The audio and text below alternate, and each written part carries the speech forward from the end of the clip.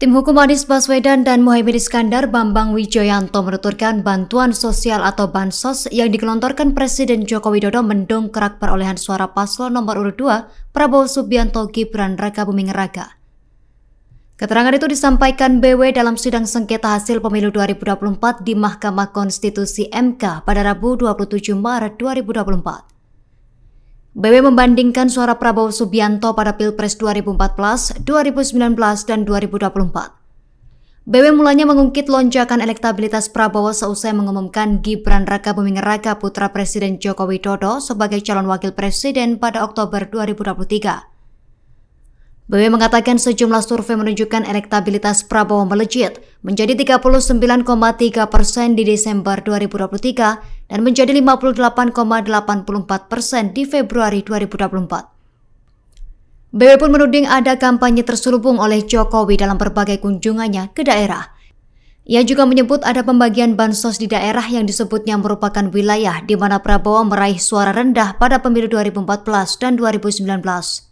BW menampilkan tabel yang disebutnya menunjukkan hasil perolehan suara Prabowo pada pemilu 2014, 2019, dan 2024, yang menyebut ada kenaikan suara Prabowo pada pemilu 2024 di daerah yang dikunjungi Jokowi.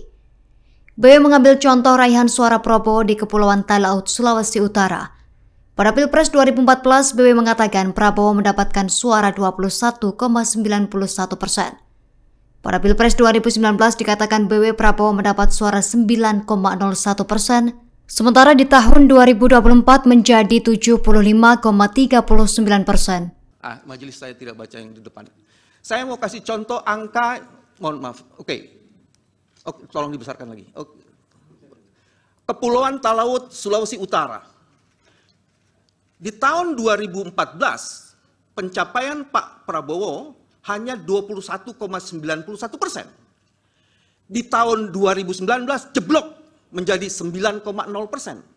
Tapi di tahun 2024 menjadi 75,39%, itu artinya incredible.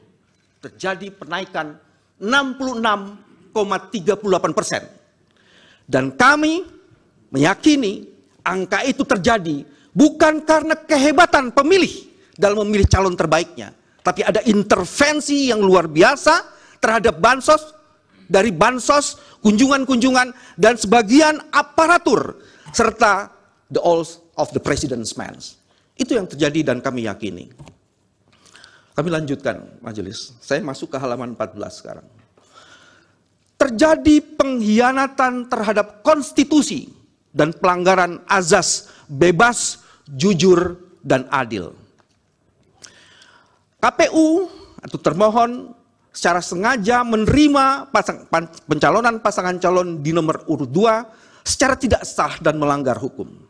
Meskipun mengetahui usia putra presiden pada saat mendaftar berdasarkan peraturan KPU nomor 19 tahun 2023 tentang pencalonan peserta pemilihan umum atau PKPU 19 tahun 2023 tidak memenuhi syarat.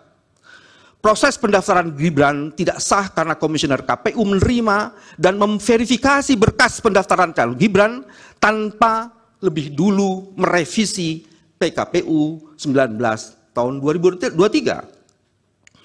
Putusan DKPP yang dibacakan di saat pemungutan suara tinggal menyisakan beberapa hari, ya ini diputus tanggal 5 Februari, sedangkan pemungutan suara 14 Februari, merupakan peristiwa hukum yang spesifik dalam pemilu presiden 2024 yang belum pernah terjadi sepanjang sejarah penyelenggara pemilu. Kondisi spesifik ini belum diantisipasi dalam peraturan perundangan tentang pemilihan presiden in kasu undang-undang pemilu.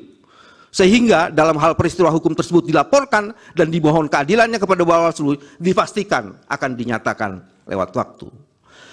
Download Tribun X sekarang, menghadirkan lokal menjadi Indonesia.